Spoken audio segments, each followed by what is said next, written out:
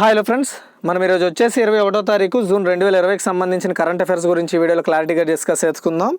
Friends, ఈ video చూసే ప్రతి ఒక్కరు కూడా మన ఛానల్ని లైక్ చేయండి. సో ఈ వీడియోని లైక్ చేసి మన ఛానల్కి సపోర్ట్ని అయితే ఇవ్వండి అండ్ సబ్స్క్రైబ్ చేసుకోండి. పక్కనే బెల్ ఐకాన్ వస్తుంది, అది క్లిక్ చేసిన తర్వాత ఆల్ అనే ఆప్షన్ పెట్టుకోండి. చాలామందికి నోటిఫికేషన్ రావట్లేదని అడుగుతున్నారు.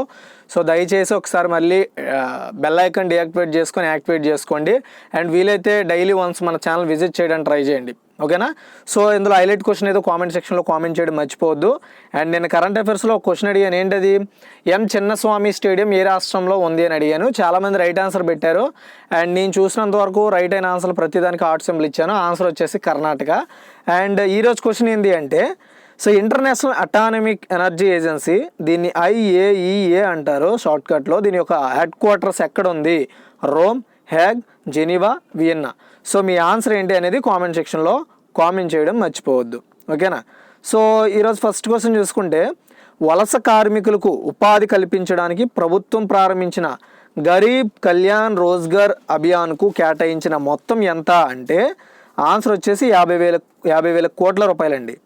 సో ఈ పథకం యొక్క ముఖ్య లక్ష్యం ఏంటి? ఎవరైతే విలేజర్స్ వలస కూలి అంటే వేరే రాష్ట్రాల నుండి వలస కింద వచ్చేస్తారో వాళ్ళకి ఒక 6 స్టేట్స్ని ఈ పథకం కింద తీసుకొని ఆ 6 రాష్ట్రాల్లో కూడా వాళ్ళకి ఉపాధి కల్పించడమే ఈ పథకం యొక్క ముఖ్య ఉద్దేశం అనమాట. సో అలా ఈ పథకం కోసం 50,000 కోట్ల రూపాయలను సెంట్రల్ గవర్నమెంట్ రిలీజ్ చేసింది. దీన్ని నిన్నే ప్రధాని మోదీ గారు కాన్ఫరెన్స్ ద్వారా స్టార్ట్ చేశారు ఈ పథకాన్ని. అయితే దానికోసం ఈరోజు మ్యాటర్ అయితే అనౌన్స్ చేశారు, దీనికోసం ఎంత ప్రకటించాము అదే అనేసి. సో తర్వాత సెకండ్ వన్ అండి, 20 జూన్ 2020 విడుదలైన తాజా ఫోర్బ్స్ రియల్ టైమ్ బిలియనీర్ సూచికలో ముఖేష్ అంబానీ యొక్క ర్యాంక్ ఎంత? ఓకేనా? ఆన్సర్ వచ్చేసి 9వ ర్యాంక్ అండి. ఓకేనా? దీని గురించి ఒకసారి చూద్దాం. సో ఎందుకు ఇతను 9వ ర్యాంక్ వెళ్ళడానికి గల రీజన్ ఏంటంటే, ఒకటే, ఎందుకంటే అతను మన ఇండియాలోనే ఆసియాలోనే అతిపెద్ద కంపెనీగా, ఓకేనా, $11 ట్రిలియన్ క్రాస్ చేసిన క్యాపిటలైజేషన్ క్రాస్ చేసిన కంపెనీగా RINL అంటే రిలయన్స్ ఇండస్ట్రియల్స్ లిమిటెడ్ వాళ్ళ యొక్క క్యాపిటలైజేషన్ దాటిపోయారు అనమాట. మన దేశంలో ఆసియాలోనే అత్యధిక మార్కెటింగ్ చేసిన కంపెనీ అనమాట అది. ఎందుకంటే ఇప్పటివరకు ఆ కంపెనీలో రిలయన్స్ జియోలో 11 మంది ప్రపంచ ఇన్వెస్టర్లు దాంట్లో వాటాను కొనుగోలు చేయడము. సో అది దాని యొక్క రేంజ్ ఒక్కసారిగా పెరిగిపోవడము, 9th ర్యాంక్ వెళ్ళిపోయారు అనమాట బిలియనీర్లో. సో ఓకేనా?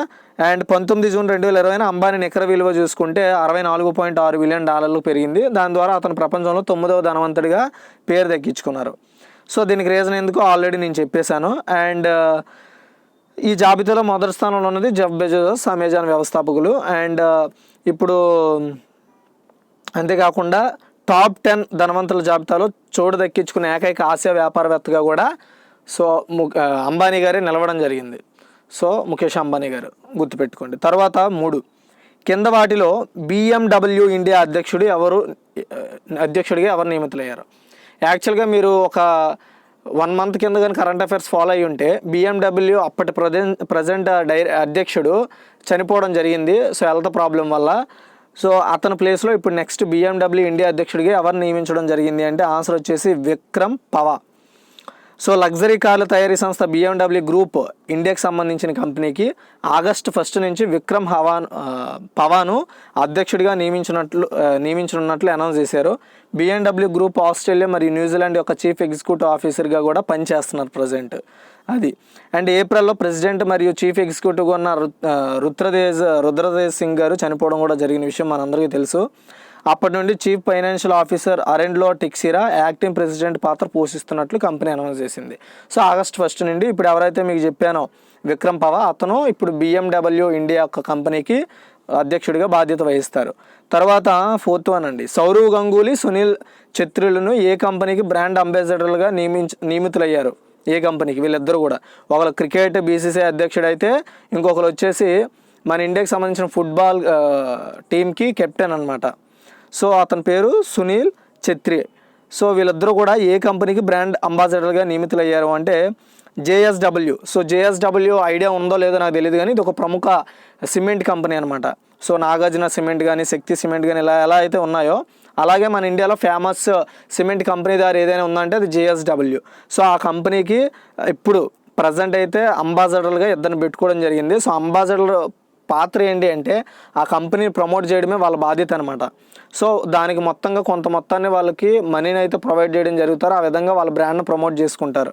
సో వాళ్ళ ఒప్పందం 1 year అయినా 2 years అయినా ఇలా ఉంటుంది. అంతవరకు వాళ్ళే అంబాసిడర్స్గా కొనసాగుతారు, లేదా వాళ్ళ కంపెనీ నచ్చినంత వరకు కొనసాగించుకోవచ్చు. అయితే ఒకరు మాజీ క్రికెటర్ అండ్ అంతేకాకుండా Bharat cricket control board BCCI యొక్క ప్రస్తుత అధ్యక్షుడు సౌరవ్ గంగూలీతో పాటు మన దేశానికి చెందిన జాతీయ ఫుట్బాల్ జట్టు కెప్టెన్ అయిన అంతేకాకుండా బెంగళూరు FC అయిన సునీల్ ఛెత్రీను తన బ్రాండ్ అంబాసిడర్గా నియమించుకుంది. సో పశ్చిమ బెంగాల్, బీహార్, ఒడిశాల్లో June 20ని 2 క్రీడా చిహ్నాలను కలిగి ఉన్న కొత్త లీడర్స్ చాయిస్ అనే ఒక కొత్త మల్టీమీడియా మార్కెటింగ్ ప్రచారాన్ని కంపెనీ విడుదల చేస్తుందన్నమాట. సో ఇందులో భాగంగానే వీళ్ళిద్దరిని కూడా ప్రకటించడం జరిగింది. తర్వాత 5th one, అంతర్జాతీయ యోగా దినోత్సవం ఎప్పుడు జరుపుకుంటారు?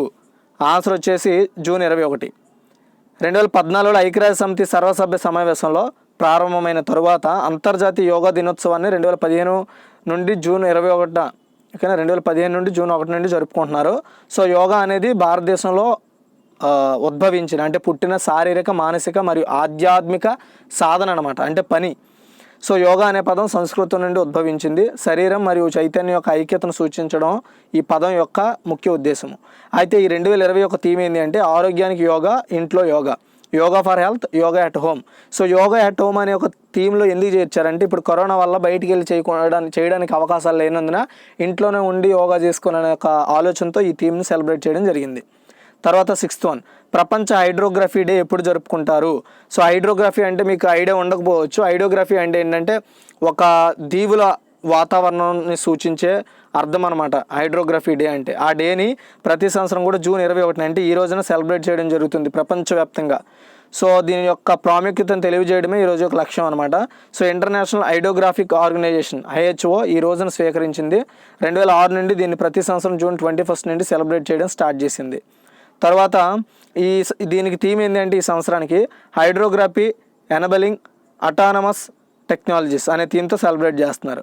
సో 7th one, ప్రపంచ సంగీత దినోత్సవం ఎప్పుడు జరుపుకుంటారు అంటే సో వరల్డ్ మ్యూజిక్ డే లేదా ఇంటర్నేషనల్ మ్యూజిక్ డే అనొచ్చు. ఆన్సర్ వచ్చేసి June 21 అంటే ఈ రోజున. ప్రపంచ సంగీత దినోత్సవం లేదా FIT లా మ్యూజిక్ అనేవారు ఏదో ఒకటి అనొచ్చు. ఈ డేని June 21 సెలబ్రేట్ చేస్తారు. దీన్ని 1981లో జాక్ లాంగ్ మరియు మారిస్ క్లేరెట్ చేత స్థాపించబడిన ఒక ఇయర్లీ ఒక ఫెస్ట్ అనమాట ఇది. అయితే ఈ రోజున సంగీతకారులు పార్కులు, మ్యూజియంలు, రైలు స్టేషన్లు, కోటలు మొదలైన వాటిలో ఉచితంగా ప్రదర్శనలు చేస్తారు. అయితే ఈ సంవత్సరం కరోనా వైరస్ మహమ్మారి కారణంగా ఈరోజు ఎక్కువగా ఇంటి లోపలే ఈ యొక్క డేని సెలబ్రేట్ చేసుకోవడం జరిగింది. సో ప్రపంచ సంగీత దినోత్సవం కమ్యూనికేట్ చేయడానికి అవకాశాన్ని ఇస్తుంది అండ్ సంగీతం ద్వారా ప్రత్యేక బంధాన్ని పంచుకోవచ్చు. తెలుసు కదా, మ్యూజిక్ అనేది ఒక్కోసారి మన బాధను తీరుస్తుంది, ఒక్కోసారి మన కష్టాల నుండి బయట పెడుతుంది, ఒక్కోసారి మన మైండ్కి రిలీఫ్ ఇస్తుంది. సో మన బాధను బయట పెట్టే ఒక మంచి సాధనం ఏదైనా ఉందంటే అది మ్యూజిక్. అండ్ తర్వాత 8th అండి, అంటార్కిటికాలో 66 మిలియన్ల సంవత్సరాల వయసు గల ఒక గుడ్డును కనుగొన్నారు. దీని ఒక పేరు ఏమిటి అంటే ది థింగ్ అండి. దీని పేరు ది థింగ్, గుర్తుపెట్టుకోండి. సో అంటార్కిటికాలో సెమౌర్ ద్వీపంలో లభించిన 66 బిలియన్ల సంవత్సరాల పురాతన శిలాజు గుడ్డు వెనుక ఉన్న రహస్యాన్ని శాస్త్రవేత్తలు చివరకు పరిష్కరించారు. కొన్ని అంచనాలు దాని వయస్సు 68 మిలియన్ల సంవత్సరాలుగా దాన్ని సూచించడం జరిగిందనమాట. సో అమెరికన్ ఫుట్బాల్లో కనిపించే శిలాజాన్ని చిలీ మ్యూజియంలో ఉంచారు. సో దీనికి ది థింగ్ అనే ఒక మారు పేరుని అయితే పెట్టడం జరిగింది. ఓకేనా, ఎక్కడ పెట్టారండి? చిలీ మ్యూజియంలో. తర్వాత చాలామంది పరిశోధన మరియు విశ్లేషణల తర్వాత దీనికి సంబంధించి వీళ్ళు ఏం చెప్పారంటే నశించిపోయిన ఒక డైనోసార్ల యొక్క గుడ్డు అనేసి చెప్పడం జరిగింది. అంతేకాకుండా లేదా ఒక బల్లి లేదా ఒక పాముకి చెందిందని చెప్పారు. అయితే పాము లేదంటే ఒక బల్లి లేదంటే డ్రైనోజర్ కూడా బల్లి జాబితాలో ఒకటనమాట. సో బల్లి జాతుకి సంబంధించింది అది. అయితే పరిశోధకుల అభిప్రాయం ప్రకారం మిలియన్ల సంవత్సరాల పురాతన శిలాజు గుడ్డు 29 సెంటీమీటర్ల నుండి 20 సెంటీమీటర్లు అంటే 8 అంగుళాలు 11 అంగుళాల వరకు ఉంటుందని అండ్ అంతేకాకుండా ప్రపంచంలో 2వ అతిపెద్ద గుడ్డు అని కూడా చెప్పారు. మొదటి స్థానం వచ్చేసి మడగాస్కర్ యొక్క అంతరించిపోయిన దిగ్గజం ఫ్లైట్లెస్ ఏనుగు పక్షుల గుడ్లతో అది ఫస్ట్ అయితే, సో సెకండ్ది వచ్చేసి ఈ గుడ్డు అనమాట. కాకపోతే ఇది దేనిది అనేది ఇంకా క్లారిటీగా అయితే తెలియలేదు ప్రస్తుతానికి. తర్వాత 9, ఏ దేశానికి చైనా జూలై 1 నుంచి అమల్లోకి వచ్చే 97% ఉత్పత్తులకు సుంకం మినహాయింపు ప్రకటించింది అంటే ఆన్సర్ వచ్చేసి బంగ్లాదేశ్ అండి. సో బంగ్లాదేశ్ అనేది మన పొరుగు దేశం. సో బంగ్లాదేశ్ ఆకర్షించే ప్రయత్నంలో జూలై 1 నుంచి అమల్లోకి వచ్చే 97% బంగ్లాదేశ్ ఉత్పత్తులకు సుంకం మినహాయింపు ప్రకటించడం ద్వారా చైనా ఆ దేశానికి భారీ వాణిజ్య ప్రోత్సాహాన్ని అయితే అందించడం జరుగుతుంది. సో ఇకపై ఏం సింపుల్గా చెప్పాలంటే ఏం లేదు, వాళ్ళకి ఏవైతే ఉత్పత్తులు వస్తాయో వాళ్ళ ఉత్పత్తుల్లో 97% ఉత్పత్తులు సుంకాన్ని అయితే తగ్గించే అవకాశం ఉందని చెప్తున్నారనమాట. ఓకేనా. సో ఈ టైంలో ఆ ఉత్పత్తి ఎందుకు చేస్తున్నారంటే బంగ్లాదేశ్ అనేది మన పొరుగు దేశం. సో ఇప్పటికే చైనాతో మనకు వార్ జరుగుతుంది. అటువైపు నేపాల్, ఇటువైపు పాకిస్తాన్, ఇటువైపు బంగ్లాదేశ్ని మొత్తం మన చుట్టూ ఉండే దేశాలని ఫ్రెండ్షిప్ చేసుకుంటుంది. మనం తిరుగుబాటు అనుకుంటాం మేబీ. సో ఏదైనా సరే ఇప్పట్లో మన దేశం వచ్చేసి కొంచెం సెక్యూర్గా ఉండడం చాలా ఇంపార్టెంట్. సో వీళ్ళే కానీ నిజంగా టైఅప్ అయితే మన మీద విరుసుకు పడితే డెఫినెట్గా కొంచెం ఇబ్బందులు వస్తాయి. చూడాలి ఏం జరుగుతుంది అనేది. తర్వాత వచ్చేసి 10 ఇండియా ఐడియా సమ్మిట్ 2020 ఏ తేదీల్లో జరుగుతుంది? ఆన్సర్ వచ్చేసి జూలై 21, 22 అండి. చూడండి, కోవిడ్-19 అనంతరం ప్రపంచంలో భౌగోళిక రాజకీయాలపై దృష్టి సారించి 45వ వార్షిక సమావేశాన్ని సూచిస్తూ 2 రోజుల ఇండియా ఐడియా సమ్మిట్ 2020ను వాస్తవంగా జూలై 21 నుండి 22 తేదీల్లో మన ఇండియాలో జరుపుతున్నారు. సో సరఫరా గొలుసులు, డిటైలైజేషన్ మరియు టెక్నాలజీ పోకడలు, ఆరోగ్య సంరక్షణ, భవిష్యత్తు మరియు సమానమైన వృద్ధిపై ఈ సదస్సు అయితే మెయిన్గా ఏంటంటే ఫోకస్ పెడుతుందన్నమాట. తర్వాత 11 మ్యాగజైన్ టౌన్ అండ్ కంట్రీ వెల్లడించిన 2020 సంవత్సరానికి అత్యంత వితరణశీలుల జాబితాలో చోటు దక్కించుకున్న భారత మహిళ ఎవరు? వితరణీయులు అంటే వితరణ అంటే సో డబ్బుని పంచడం అనమాట. ఒక విధంగా చెప్పాలంటే డబ్బుని కాదు, లేదంటే సహాయాన్ని పంచడమే వితరణ అంటే ఇవ్వడం. సో అత్యంత వితరణీగా జాబితాలో చోటు దక్కించుకున్న భారత మహిళ ఎవరు అంటే నీతా అంబానీ ఎవరు? ముఖేష్ అంబానీ వాళ్ళ భార్య. చూడండి, కోవిడ్-19 సంక్షోభ నేపథ్యంలో రిలయన్స్ ఫౌండేషన్ ద్వారా పలు సేవా కార్యక్రమాలు చేపట్టిన నీతా అంబానీకి అరుదైన గౌరవం లభించింది. అమెరికాకు చెందిన ప్రముఖ మ్యాగజైన్ టౌన్ అండ్ కంట్రీ వెల్లడించిన 2020 సంవత్సరానికి అత్యంత వితరణశీలుల జాబితాలో ఆమె చోటు దక్కింది. వితరణశీల అంటే ఇవ్వడం, గుర్తుపెట్టుకోండి, దానం చేయడం. కరోనా వైరస్తో కష్టాలు ఎదుర్కొంటున్న పేదలకు ఆదుకోవడంలో పాటు మహమ్మారిపై ముందుండి పోరాడే యోధులను అవసరమైన సహాయ సహకారాలు అందించారని, భారత్లో తొలి కోవిడ్-19 ఆసుపత్రిని డెవలప్ చేశారనే ఉద్దేశంతో ఆ విషయాలు ప్రస్తావిస్తూ ఈవిడ పేరును పెట్టడం జరిగింది. గుర్తుపెట్టుకోండి, ఎవరు రిలీజ్ చేశారు? అది అమెరికాకు చెందిన ఒక ప్రముఖ magazine town and country. So అది. తర్వాత 12 United states India business council USBBC శిఖరాగ్ర సమావేశానికి నాయకత్వం వహించే దేశం ఏది అంటే ఆన్సర్ వచ్చేసి బ్రెజిల్ అండి. United states India business council వాళ్ళు 45వ వార్షిక సమావేశం 2020 ఇండియా ఐడియా సమ్మిట్తో గుర్తించబడుతుంది. సారీ, ఇందాక నేను ఇండియాలో జరుగుతుందని చెప్పాను, ఇండియాలో జరగట్లేదు. బట్ జూలై 21 నుండి 22 వరకు వచ్చేసి బ్రెజిల్లో జరుగుతుంది. దీన్ని ఎవరు సెలబ్రేట్ చేస్తున్నారంటే United states India business council వాళ్ళు సెలబ్రేట్ చేస్తున్నారు. అయితే ఈ 2020ని ఇండియా ఐడియాస్ అనే ఒక పేరుతో సెలబ్రేట్ చేస్తున్నారని గుర్తుపెట్టుకోండి. ఓకేనా. ఇది. సో అయితే 13 పూణేలో ఒక కొత్త ప్రపంచ వ్యాపార సేవల కేంద్రాన్ని ఏర్పాటు చేయాలని ఏ పెట్రోలియం సంస్థ నిర్ణయించింది అంటే బ్రిటిష్ పెట్రోలియం అండి. సో యూకే ఎనర్జీ పెట్రోలియం, ప్రధాన బ్రిటిష్ పెట్రోలియం పూణేలో తన గ్లోబల్ బిజినెస్ సర్వీసెస్ని కార్యకలాపాల కోసం ఒక కొత్త కేంద్రాన్ని, ఒక సెంటర్ని ఏర్పాటు చేయాలని ప్రకటించింది. సో కొత్త కేంద్రం సుమారు 2,000 మందికి పైగా ఉపాధి కల్పిస్తుందని చెప్తున్నారు. సో ప్రపంచవ్యాప్తంగా BP అంతటా డిజిటల్ ఆవిష్కరణలకు మద్దతు ఇస్తుందని కూడా చెప్తున్నారు. తర్వాత 14 గ్లైన్మార్క్ ఫార్మాస్యూటికల్ కంపెనీ ప్రకటించిన కరోనా ఔషధాన్ని అమ్మడానికి drugs controller general of India ఎన్ని సంస్థలకు అనుమతినిచ్చింది? సో మనందరికీ ఐడియా ఉంది కదా, మనకి గ్లెన్మార్క్ అనే ఒక సంస్థ ఒక వ్యాక్సిన్ అయితే తయారు చేసినట్టు అనౌన్స్ చేసింది. దాన్ని మార్కెట్లో కూడా తీసుకొస్తామని. సో ఒక నెలలో, అంటే వచ్చే నెలలో జూలైలో దీన్ని మార్కెట్లోకి తెస్తామని చెప్పింది. అయితే సో దీన్ని నమ్మకానికి drugs control general of India ఎన్ని కంపెనీలకు అనుమతి ఇచ్చింది అంటే 2 కంపెనీలకి అండి. ఓకేనా, 2 కంపెనీలకి.